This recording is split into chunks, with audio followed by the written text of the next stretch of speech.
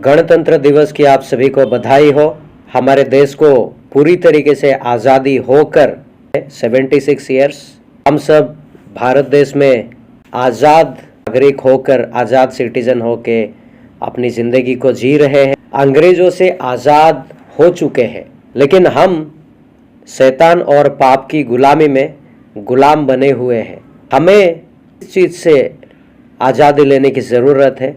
इस आज़ादी को कैसे लेंगे और ये आज़ादी हमें कौन दिलाएगा, किस प्रकार ये आज़ादी हमें मिलेगी, ताकि हम शैतान से भी आज़ाद हो जाएंगे, पापों से भी आज़ाद हो जाएंगे जो आए दिन हमसे पाप होते हैं और हम उस गुलामी में फंसते जाते हैं। लेकिन परमेश्वर का वचन इस आज़ादी की, इस गणतंत्र दिवस की मौके पर क्या कहता है और वो हमें क्या करने के लिए कहता है।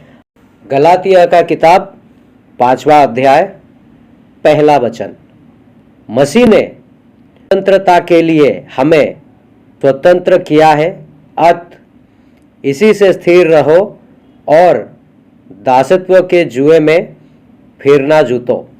दासत्व का जुआ कौन सा है? आए दिन हम पाप करते हैं, आए दिन हम घिनौना काम करते हैं। किसी को बुरी नज़र से देखा, किसी को अपनी ज़बान से गाली दी, किसी की विरुद्ध मन में गलत बात किया, शैतान की चलाए हुए रास्तों पर हम चलते हैं।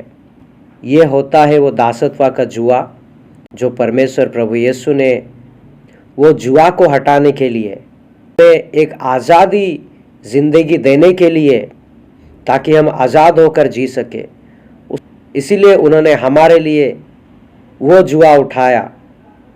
उसमें वो पापी ठहरे कि वो दासत्व के जुए में फिर से ना जूतो। यानी कि परमेश्वर का वचन हमसे ये कहता है कि जो तुम्हारा पिछला चाल चलन, जिस रीति से तुम जीते थे, जो करते थे, वो सब जब तुम छोड़ चुके हो, फिर पलट कर वहाँ मत जाओ।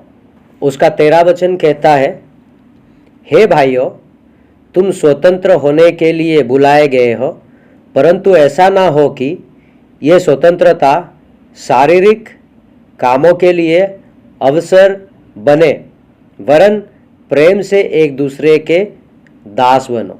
बेविचार, झूठ बोलना, किसी के विरुद्ध गलत सोचना, किसी की चुगली लगाना, किसी को गालियाँ देना, किसी को बुरी नज़र से देखना, मन में गलत ख्याल आना, ये सारी चीज़ों के हम दास ना बने।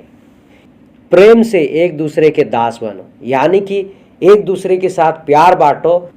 रोमियो का किताब 8वां अध्याय 2 वचन कहता है, क्योंकि जीवन की आत्मा की व्यवस्था ने मसीह यीशु में मुझे पाप की और मृत्यु के व्यवस्था से स्वतंत्र कर दिया है। मृत्यु, जब हम पाप करते हैं हम मरते हैं, हम शरीर से मर जाते हैं। मृत्यु से परमेश्वर ने हम सभी को स्वतंत्र किया है, क्योंकि हम सभी ने पिता, पुत्र, पवित्र आत्मा के नाम से बपतिस्मा लिया है और हम उस पर विश्वास करते हैं।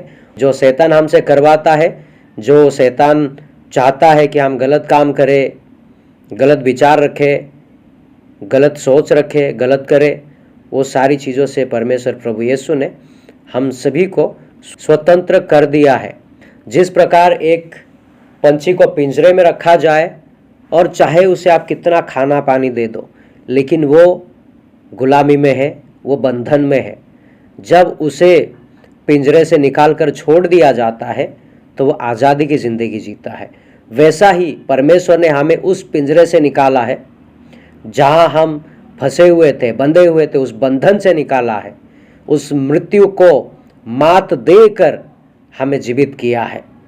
2 कुरिन्थियों 3 का 17 वचन कहता है, प्रभु तो आत्मा है और जहाँ कहीं प्रभु का आत्मा है वहाँ स्वतंत्रता है। परमेश्वर का आत्मा जहाँ होता है वहाँ ना डर होता है, ना भय होता है, ना कोई पाप होता है, ना कोई गुनाह होता है, ना कोई गलती होता है, ना कोई शैतान का पहरा होता है। और आज हमारे बीच में स्वतंत्रता है और वो सिर्फ और सिर्फ प्रभु यीशु की लहू बहाने की वजह से हुआ है। यूहन्ना 8 का 32वां वचन कहता है, तुम सत्य को जानोगे और सत्य तुम्हें स्वतंत्र करेगा। जब हम प्रभु यीशु को जाने, उसके मार्ग पर चलना तय किए, उसके मार्ग पर चले, उसकी कही हुई को माने, तब हम स्वतंत्र हो गए। क्योंकि जब हमने यीशु मसीह को जाना तो उसने हमें स्वतंत्र किया। और उसका 36वां वचन कहता है, इसलिए यदि पुत्र तुम्हें स्वतंत्र करेगा तो तुम सचमुच स्वतंत्र हो जाओगे। जब यीशु मसीह चाहेंगे हमें उस दलदल से निकालना, बंधन से निकालना, उस पिंजरे से निकालना, तो हमें इस दुनिया में कोई ताकत नहीं है जो आज़ादी से जीने से रोक सकता है।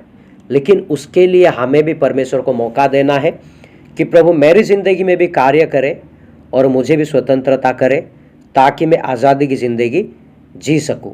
जिस तरह एक पंछी खुले आसमान में जहां जाना चाहे वहां उड़ सकता है, उसी तरह परमेश्वर ने हमें आज़ादी दी है।